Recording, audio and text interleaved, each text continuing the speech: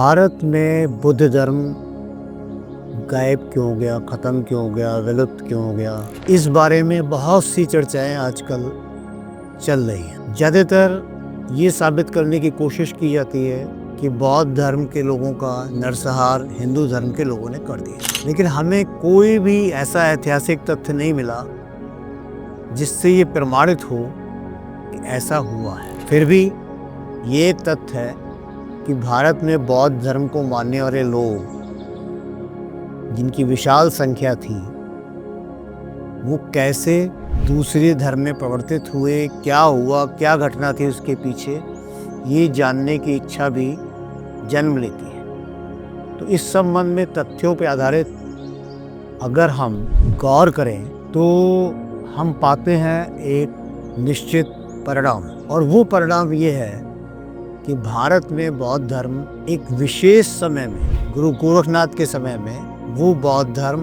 पूरे भारतीय समाज के लिए एक विशिष्ट पुरानी शैली में ढल गया। इस पे आने से पहले हम ये कहना चाहेंगे कि पुष्यमित्र शुंग, जिन्होंने बृहद्रथ की हत्या करी, अशोक के प्रपौत्र, और वो बौद्ध थे, और उसके बाद उसने जो बुद्ध से पहले ब्राह्मण ग्रंथ थे उनको अपने यहाँ लिखवाना, प्रकाशित करना या उनके बारे में बात करना किया।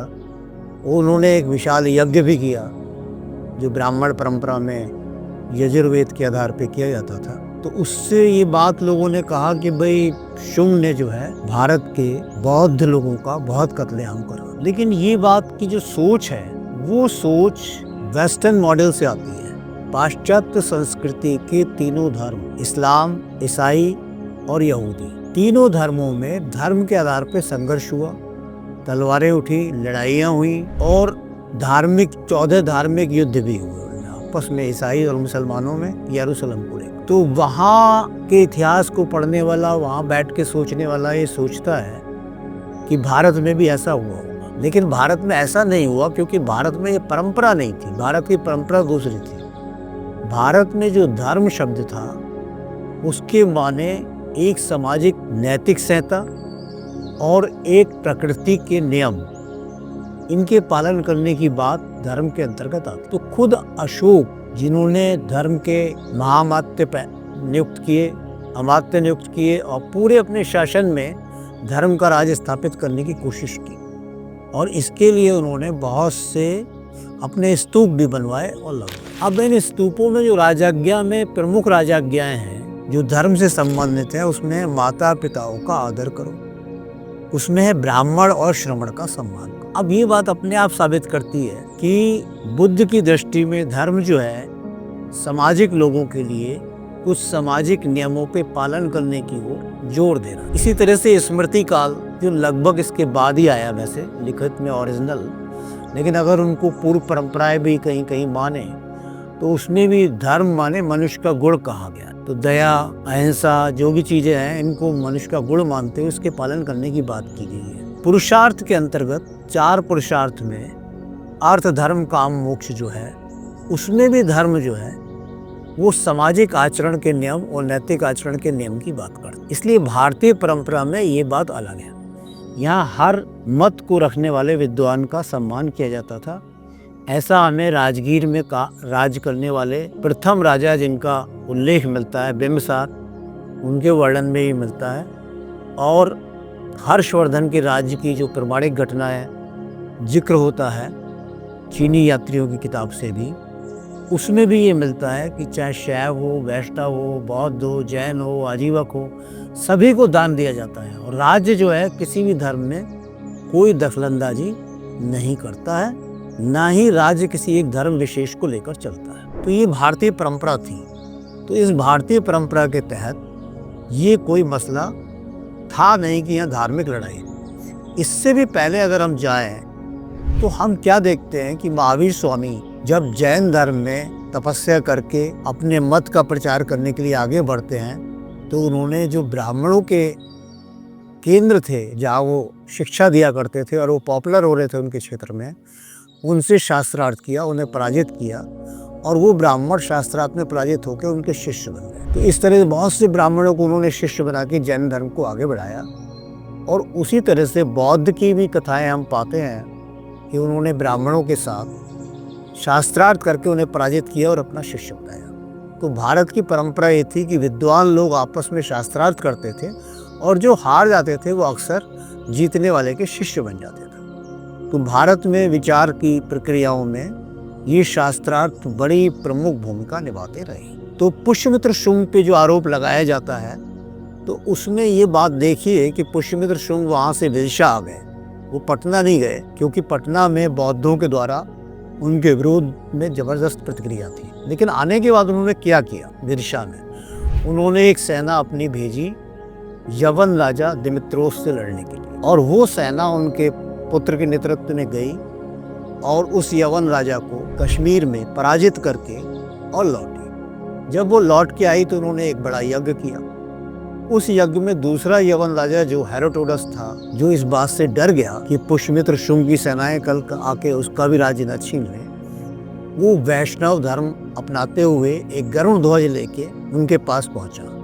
उस गरुड़ ध्वज को वहीं लगाया गया सांची के स्तूप के पास जहाँ की बुद्ध का स्तूप मौजूद था, और पुष्यमित्र शुंग ने उसे कोई भी नुकसान नहीं पहुंचाया। इस पे अग्निमित्र करके एक नाटक लिखा गया है जिसमें दिखाई देता है कि उनके पुत्र की जो शादी हुई और दक्षिण के राजाओं के साथ जो उनका संघर्ष था उसमें वो बाद में उलझ गए। तो आखिर इससे क्या समझ में आता है? इस समझ में आता है कि पुष्यमित्र शुंग के सामने जो चैलेंज था वो ये था कि यवनों से भारत की रक्षा करी जाए, जो बाद में गुप्त काल के लोग भी करते रहे। चंद्रगुप्त से लेके स्कंदगुप्त तक बाहरी आक्रमणों से रक्षा करते। तो इसी तरह की परंपरा में पुष्यमित्र शुंग ने यवनों के आक्रमणों से भारत को बचाने के लिए अपनी सेना भेजी, और एक भी प्रमाण ऐसा नहीं मिलता है जिसमें ज्ञात हो कि उसने कोई सेना भेजी बौद्धों के कत्लेआम। दूसरी बात यह है कि फाहियान साहब जो चीनी लेखक है,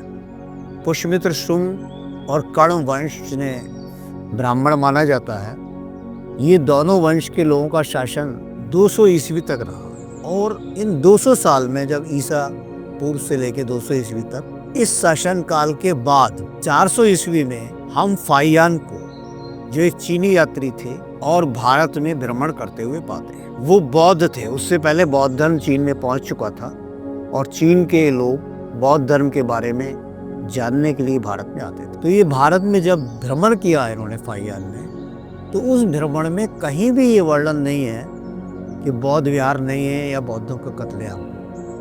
इनको हर जगह बौद्ध विहार मिलते हैं पूरे भारत में, और तमाम लोग बौद्ध जो है उसमें किसी में 500, किसी में 400, किसी में 700 बौद्ध रहते हैं, और उनमें बहुत सी स्थानीय कहानी नहीं सुनाते हैं। लेकिन एक भी स्थानीय कहानी में हम ये नहीं पाते कि कोई बौद्ध ये कहानी सुनाता है कि यहाँ पे किसी हिंदू शासक ने बौद्ध धर्म को मिटाने के लिए कत्लेआम करा। बल्कि उनकी बात से ही लगता है कि लगभग बराबरी की संख्या में बौद्ध और बौद्ध धर्म को ना मानने वाले थे। इसके बाद हुएनसांग नामक यात्री आए जिन्होंने बहुत विस्तार से भारत में यात्रा की और बहुत सा वर्णन भारत के बारे में करा।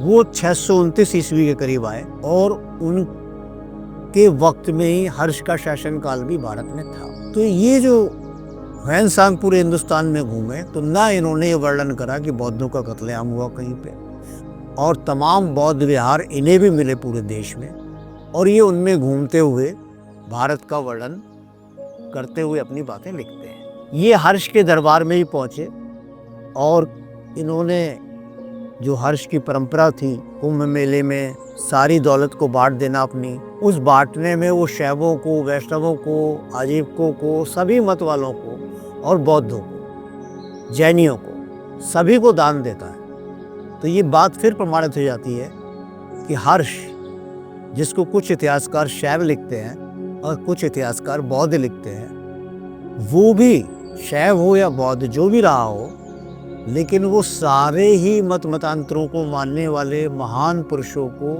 दान देता है। यानी हर्ष के काल तक कोई ऐसी घटना घटित नहीं होती है।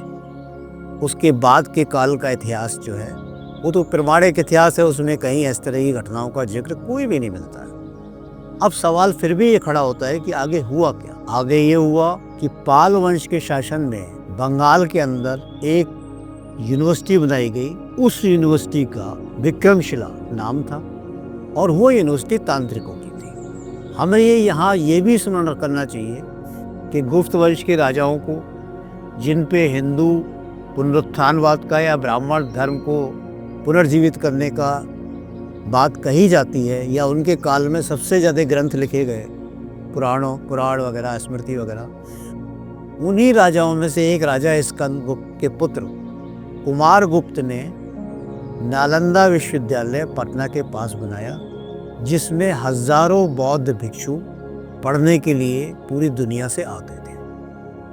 तो भारत की परंपरा के हिसाब से एक वैष्णव धर्म को मानने वाला राजा भी ज्ञान के विकास के लिए पटना के पास ही इतने सारे बौद्ध भिक्षुओं को रखने वाला नालंदा विश्वविद्यालय बनाता है, जिसमें पढ़ने के लिए चीन से भी यात्री आते थे और भी यात्री आते थे पूरी दुनिया से। उसके बाद विक्रमशिला यूनिवर्सिटी स्थापित होती है, जहाँ बौद्ध के जो बहुत से संप्रदाय बने आगे जाके, महायान, हीनयान बने, फिर हीनयान में से और भी मतांतर निकले। उसमें से एक था वज्रयान। वज्रयान के तहत विक्रमशिला यूनिवर्सिटी में तंत्र पे काफ़ी प्रयोग हुए, रसायन विद्या को जानना, शरीर की एंटानॉमी को जानना, ये सब विक्रमशिला में बहुत सारा हिंदुस्तान में काम हुआ। इसी विक्रमशिला में तंत्र के बौद्ध तंत्र बने और बौद्ध तंत्र का विकास हुआ बौद्ध तांत्रिक के रूप में, और ये लोग सिद्ध कहलाए। 84 सिद्धों का वर्णन आता है जो पूरी दुनिया में फैल गए और इनका प्रभाव पूरी दुनिया में विकसित हुआ। आज भी हम तिब्बत के क्षेत्र में इन लोगों को पाते हैं, और इन्हीं लोगों के प्रभाव से अफगानिस्तान से लेके और ईरान तक बौद्धों का प्रभाव रहा। ईरान में जो इस्लामिक अरब पहुँचे और उन्होंने इस्लाम धर्म की स्थापना वहाँ राजा को हरा के की, तो वहाँ सारी प्रजा को इस्लाम धर्म अपनाना पड़ा। जिन्होंने नहीं अपनाया वो पारसी के रूप में हिंदुस्तान आ गए, और जो इससे स्वीकार नहीं कर पाए और देश भी नहीं छोड़ पाए, ऐसे लोगों ने सूफ़ी मत का प्रचलन किया। और सूफ़ी मत इस्लाम को ग्रहण करने के बावजूद इस्लाम का विरोध ही करता है। वो वेदांत के ज़्यादा करीब है, ईश्वर के प्रति प्रेम की बात करता है। तो ये सूफ़ी भी वहाँ से हिंदुस्तान तक आए, और सिख धर्म का उदय या गुरु नानक जो है इन सूफियों के संपर्क में आए, और हम गुरुवाणी में सूफ़ी मत के लोगों का काफ़ी प्रचार पाते हैं, दोहे पाते हैं उनके। और इसी क्रम में हम ये भी देखते हैं कि जब सूफियों की मजलिसें होती हैं तो कनफटे शैव यानी शैव का एक पंथ उन मजलिसों में उपस्थित रहता है। ये लोग कौन है? अब सिद्ध परंपरा के दूसरे छोर पे जो भारत की ओर बढ़ता है वो है गुरु गोरखनाथ, जिन्होंने अपने गुरु मत्स्येंद्र नाथ को, जो सिद्ध परंपरा छोड़ के ग्रस्त जीवन की ओर चले गए थे, कहानियाँ उन्हें लौटा के लाए। और इन दोनों ने मिल के जब मोहम्मद गौरी का भारत पे आक्रमण हुआ तो उस दौर में इन्होंने पूरे भारतीय समाज को बचाने के लिए एक भारतीयता की अवधारणा विकसित की, जिसमें बौद्ध और जैन और सारी चीज़ के मुकाबले वो इस्लाम के कंट्रास्ट में, जिसे हम हिंदू धर्म कहते हैं क्योंकि वो इस्लाम वाले लोग यहाँ हिंदू कहते थे यहाँ के लोगों को, तो उसकी एक पूरी यूनिटी इन्होंने स्थापित की।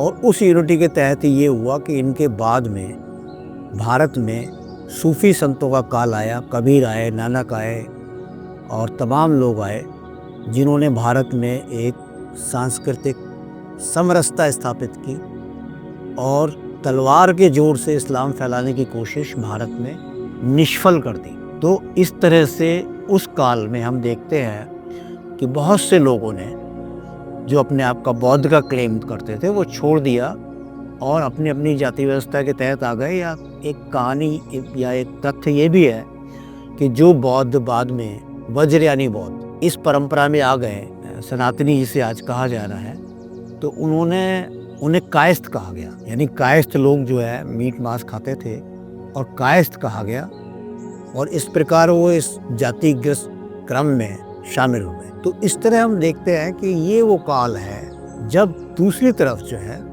बौद्ध लोग इस्लाम को भी ग्रहण कर रहे हैं, क्योंकि सूफियों के प्रभाव से, जैसे बरेली का उदाहरण लें, बरेली में बौद्धों का, शैवों का बहुत बड़ा क्षेत्र था, तो इन्होंने जब इस्लाम ग्रहण किया तो वही बरेलवी संप्रदाय बन गया, जो पीर फकीर को मानते हैं। इस तरह जो पीरों को मानने वाले, मज़ार को मानने वाले लोग हैं, या वो सिद्ध परंपरा से भी जुड़े हुए लोग हो सकते हैं और शैव परंपरा से ही जुड़े हुए हो सकते हैं। तो इस तरह भारत में इस काल में बौद्ध लोगों की संख्या न्यूनतम रह गई और एक शांतिपूर्ण परिवर्तन था जो एक वैचारिक आधार पे गुरु गोरखनाथ के बाद शुरू हुआ। उन्होंने बौद्ध सिद्धों से हटा के अपने आप को अलग सिद्ध कहा और उन्होंने वाम मार्ग छोड़ के दक्षिण मार्ग को अपनाया और उनकी शिक्षाओं पे लोग चले, उनके फॉलोवर बने देश भर में और ये परिवर्तन घटित हुआ। इस प्रकार हम देखते हैं कि भारत में जो समाज में परिवर्तन की प्रक्रिया है वो शांतिपूर्ण ढंग से घटित होती है वैचारिक विकास के क्रम में। और इसलिए यहाँ पे हम कह सकते हैं कि हमें कोई भी तथ्य प्राप्त नहीं होता है कि ब्राह्मणों और बौद्धों का कोई संघर्ष हुआ था और कोई ब्राह्मण राजा ने बौद्धों का कत्लेआम किया था। ये सब निरर्थक बातें हैं और चीनी यात्रियों के विवरणों के आधार पे इसको नकार देना चाहिए। ये केवल अंग्रेज़ों का प्रचार था, जो अंग्रेज भारत में अपनी दृष्टिबोध के हिसाब से भारत के लोगों को विभाजित करके लड़ाना चाहते थे। उन्होंने ही इस नैरेटिव का उपयोग किया। तो हम समझते हैं इस विचार क्रम के माध्यम से आप लोग सत्य तक पहुंचने की कोशिश करेंगे और सत्य के इस अन्वेषण में आप लोग अध्ययन करेंगे उस काल की किताबों का और सही विचार तक पहुंचेंगे। धन्यवाद।